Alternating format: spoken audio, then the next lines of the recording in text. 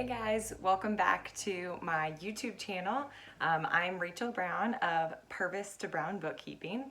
If you watched my first video, then you already know what I've accomplished as a bookkeeper for week 1 of my bookkeeping business. And now we are on to week 2. So week 1 was really exciting. It's all about committing to the idea, doing a little bit of research, and doing some fun stuff like creating your business logo and your Facebook page and things like that. So week 2 has presented a lot of new stuff for me to do, and I thought I'd walk you through what I accomplished this week as a bookkeeper. Okay, so week 2 was more about getting into the nitty-gritty of bookkeeping, and by that I mean studying a lot of what it means to be a bookkeeper and accounting in general.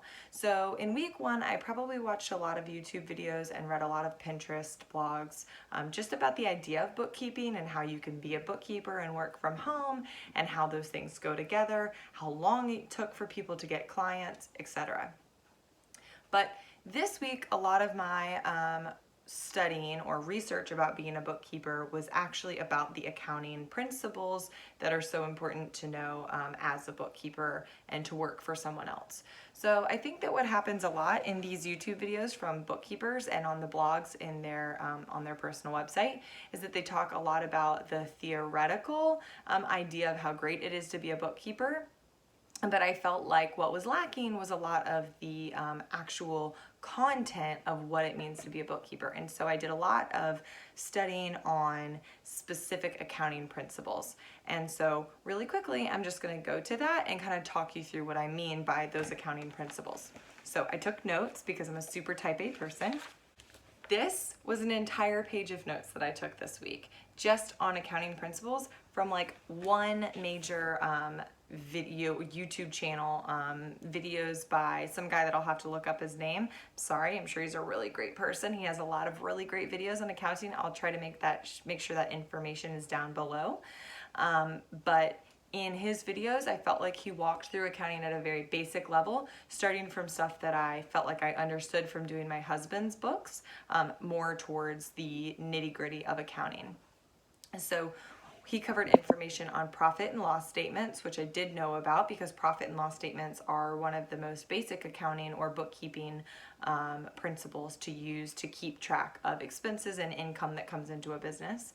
He talked a lot about the balance sheet, which was something I had not thought about as a bookkeeper before. And a balance sheet is a way more comprehensive look at details about a business, including assets and liabilities.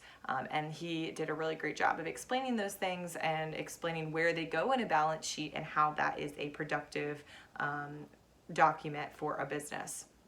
And really how bookkeeping and all of your record keeping then translates into the balance statement. And then I also watched a video on cash flow statement.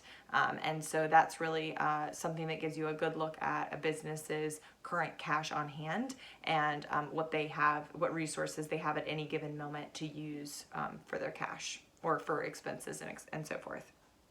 So there was a lot of research in that specific field of bookkeeping that I did this week, and that's probably not so much a fun part of week 2 for me because it brought on a lot of stress that I've never done that part before, and anything that you've never done before creates a little bit of anxiety. But nonetheless, I felt like it was necessary for me to know, and so I dove way deep into the accounting principles that I feel like a bookkeeper needs to have in order to be a good resource for their client. Other things I did this week that I felt like were a little bit more fun but intertwined with that whole research and accounting principles concept. I made documents, and I made these documents specific for my business. So all I did was go into Google Docs. I tried not to spend hours and hours on this because I don't have an official client yet, and so I didn't want to spend too much time on stuff that wasn't meaningful at the moment. But I wanted to make some documents kind of with my letterhead on them that I knew I would need to use with certain clients. And the first thing that I did was I watched a lot of YouTube videos and then made a document for my initial interview for clients. And so I took some things from other people on the web and kind of smashed it together into a document that I have specifically for my use, so that the first time that I talk to a business owner that's interested in having me as a bookkeeper, I can write down all the important information to guide that first interview. And I'll put a link to that basic document down below so that you can use it for your business and tailor it to fit your needs for your clients. The second document that I made this week was a contract, and it is definitely a rough draft because I'm not entirely sure that I want to use a contract with all of my customers depending on what type of service I'm giving them, but the contract is pretty detailed. I did base it off of a document that I found on a Facebook group that I followed this week that was, I think it's Vicky Watkins' side bookkeeping business, something like that. I'll link that below as well.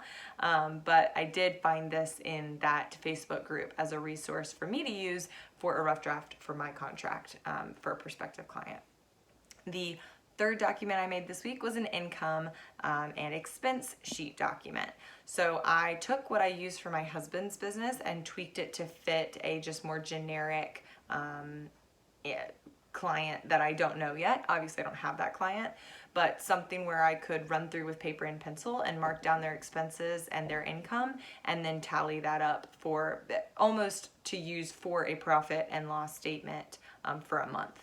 So the way that I do it for my husband's business is I print out his bank statement every month, and then I go through and I double check that I've written down every expense. I write down all the incomes, every check that came in that he deposited, every cash deposit, and then that gives me a good look at the overall profit that he made for that month or the loss that he made for that month.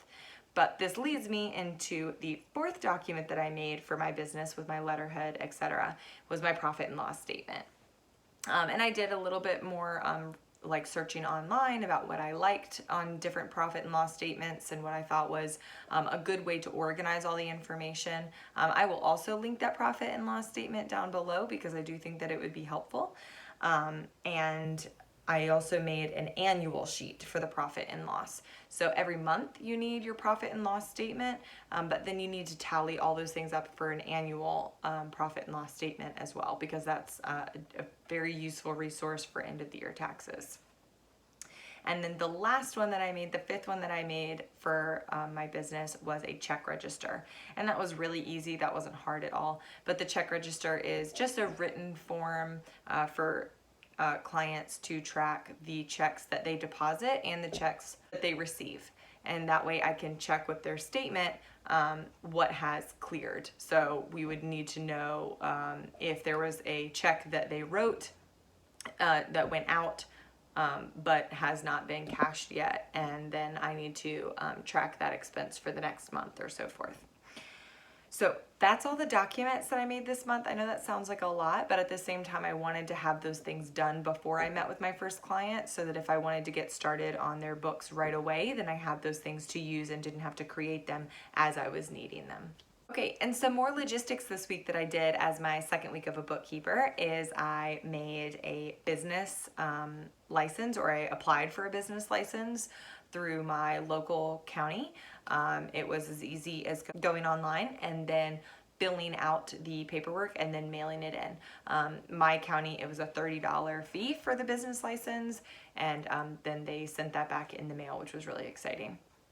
I also signed up for a bank account this week. So I do think that it's important, and I will tell this to all of my clients as a bookkeeper. I do think that it's important when you're running your own small business that you have a separate bank account for that company. It doesn't have to be a business bank account. I personally am setting up a business specific bank account, but you need a checking account for all of your income and all of your expenses to go out of.